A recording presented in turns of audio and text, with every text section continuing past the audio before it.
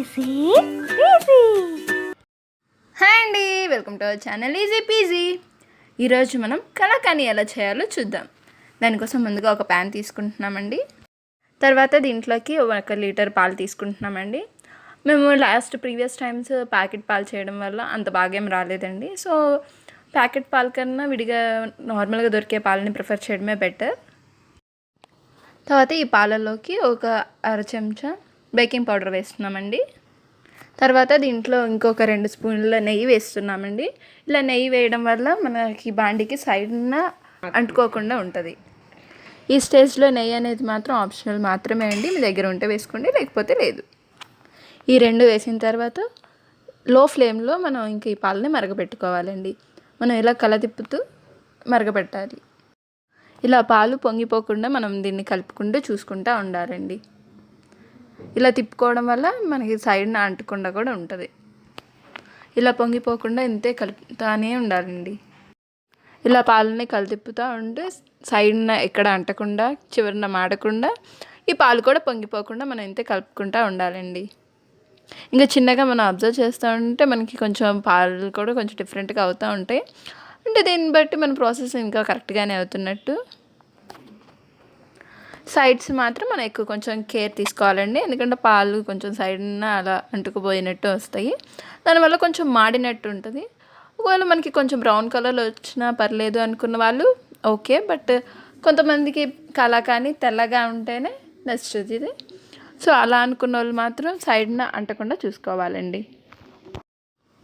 ఇంకోటండి, పాలు ఇప్పుడు ఇరిగిపోయినాయి. ఇలా విరిగిపోయిన తర్వాత మనం దీంట్లోకి పంచదార వేసుకోవాలండి.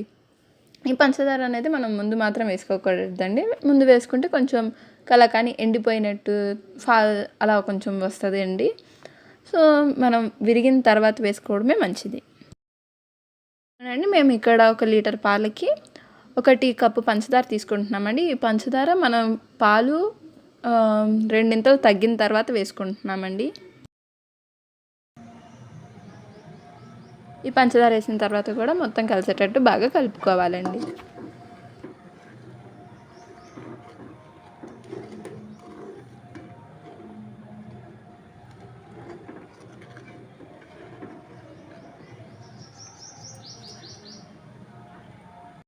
పంచదార వేసిన తర్వాత కూడా మళ్ళీ సైడ్ని ఎక్కడ అంటకుండా మొత్తం కలుపుకుంటూనే ఉండాలండి. ఇది కొంచెం మనం పెద్ద మంటలోనే చేస్తే మంచిదండి.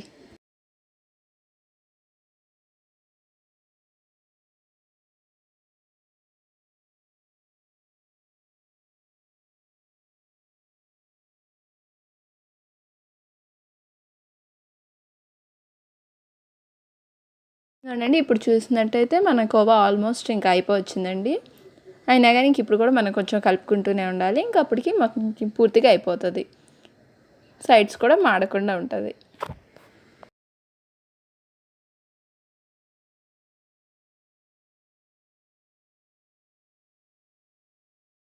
అవునండి, ఇప్పుడు మనం ఆల్మోస్ట్ అయిపోవడానికి వచ్చిందని చెప్పా కదా. ఇట్లాంటి టైంలో మాత్రం మనం ఇంకా మంటని సిమ్లో పెట్టుకోవడం కరెక్ట్ అండి. సిమ్లో పెట్టుకోవడం వల్ల మాడిపోకుండా ఉంటుంది.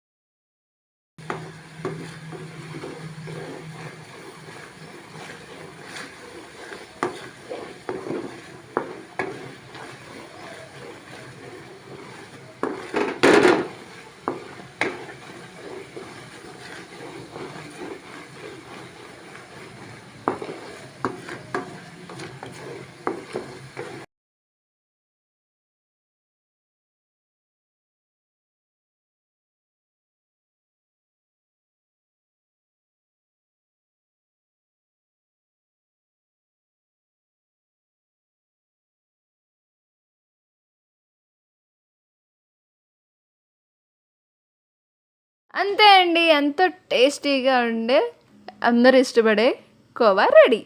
దీన్ని మీరు కూడా ట్రై చేసి మీకు ఎలా వచ్చిందో మా కామెంట్స్లో తెలపండి.